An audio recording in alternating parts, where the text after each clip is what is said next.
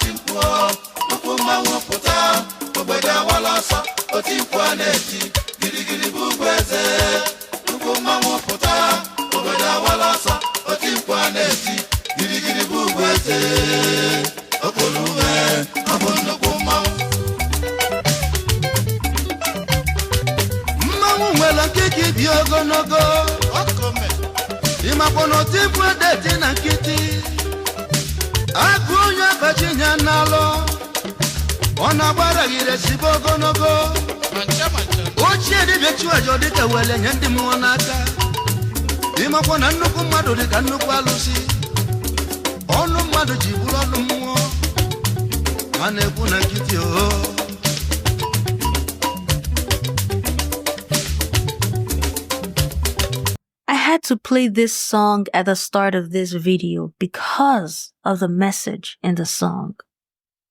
It is by the late Oliver De Coque, an Igbo high life musician.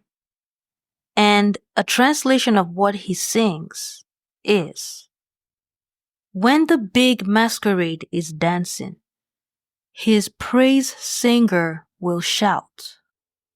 There are big masquerades and there are praise singers.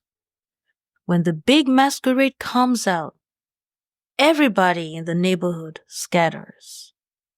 Then the praise singer hails the big masquerade. You are the king.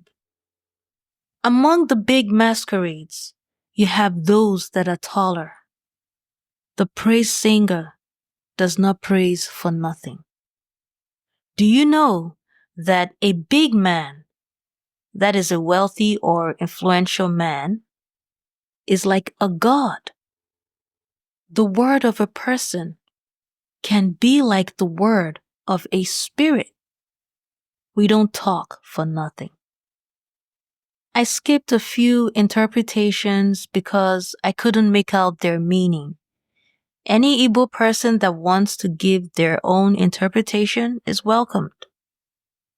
But this is pretty much the gist of this part of the song.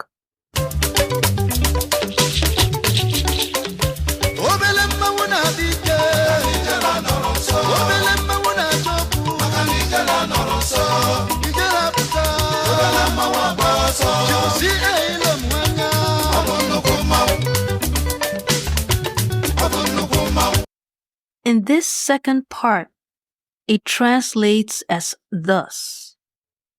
The little masquerade is looking for trouble because the big masquerade is not around anymore. But when the big masquerade comes out, the little masquerade runs away. Oliver De Coque goes on to call some names and calls those men big masquerades. Well, in this video, President Trump, I'm calling you a big masquerade. Ijele Trump.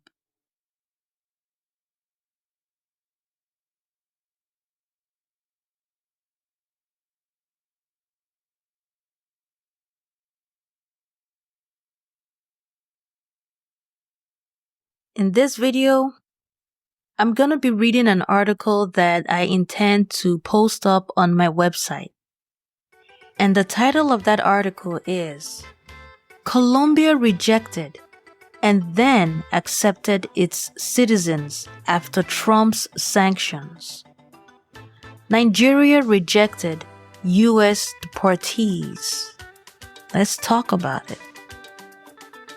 Sometime last week, it was all over the news that Colombia rejected 2 U.S. planes carrying Colombian migrants.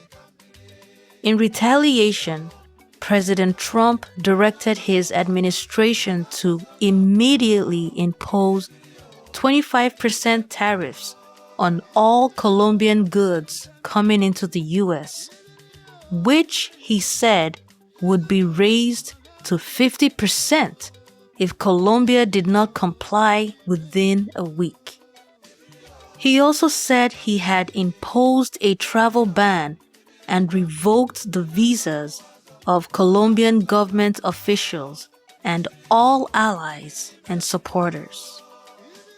In President Trump's post, he warned that these measures are just the beginning. After a few ramblings on social media, Gustavo Petro, the president of Colombia, went back on his words and said he would accept the Colombian citizens the US sent back to Colombia. President Trump is the perfect commander-in-chief America needs right now. And Colombia just saved itself from being made example number one. This happened because of the unbelievable recklessness of the past two administrations. America was seriously losing its respect on the international stage because of Obama and Biden's administrations. The Democrats criticizing Trump's administration could not come up with a reasonable argument. The best they could do was Alexandria Ocasio-Cortez accusing President Trump of making Americans pay more for coffee if Trump's administration's sanctions against Colombia were upheld. This is beyond ridiculous. Really? She is a U.S. representative. Whose interest is she looking out for? America's interest or Colombia's interest? This brazen, unpatriotic behavior that Obama and Biden's administrations have poisoned America with has to be addressed.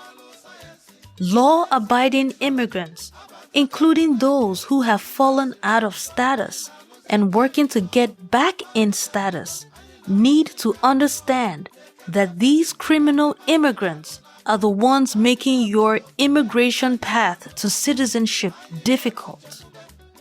The US was not always so strict on its immigration until the sudden explosion of Hispanic migrants. I believe they say started sometime in the 1990s.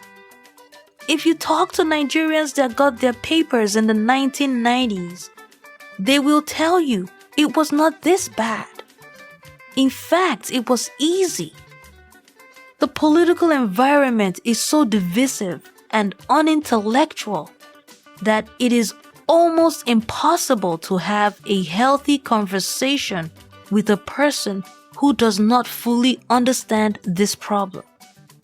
The Trump administration gives us the opportunity to undo the destructive brainwashing that a lot of well-meaning Americans and US immigrants went through over the past 12 years. We have to make common sense great again. Now, on Nigerians that were sent back by President Trump and Nigeria's refusal to accept the US planes. First of all, it is not the same thing with Colombia. Nigeria said not enough notice was given about the flights. As for me, I am concerned that the occultic agenda of planting Haitians and other Afro-Caribbeans in Africa took advantage of Trump's administration's deportations and sent a bunch of Haitians to Nigeria. Do you know how far away Nigeria is from Mexico? How come they have such a huge number of so-called Nigerians at the US-Mexico border? I'm talking almost 4,000, mostly men. Clearly, Nigeria also has an immigration problem too. I do not think that they are all really Nigerians. What you need to understand is that Africa also has a migrant problem. I just hope that the Nigerian immigration is able to establish the true Nigerian citizenship of those returnees. Nigeria's initial rejection of the returnees was more genuine than that of Colombia. Again, Americans need to study their history with South and Central America and the Latin world at large. Then you will understand why Colombia got an immediate retaliation from the Trump administration and why Nigeria did not. I think the world has now realized that it is no longer business as usual with the Trump administration. I really have never understood people who allow countries or even institutions they oversee to be violated by foreign entities. That thing brings about disrespect. On this one, I gave the Trump administration an A+, a 10 over 10. The US border crisis really is a major US problem that should be the priority of any reasonable president of the United States. Good job, President Trump. On the issue of birthright citizenship, I have a different opinion on how President Trump should go about it. But hey, make sure you look out for my coming article on my website, www.Amaka Intellectual Factory, on the US birthright citizenship. The end of my article. So what do you wonderful viewers have to say? Comment down below. Well, that's all I have to say for now. Until next time, take care of your lovely selves. And remember, life is beautiful and worth living.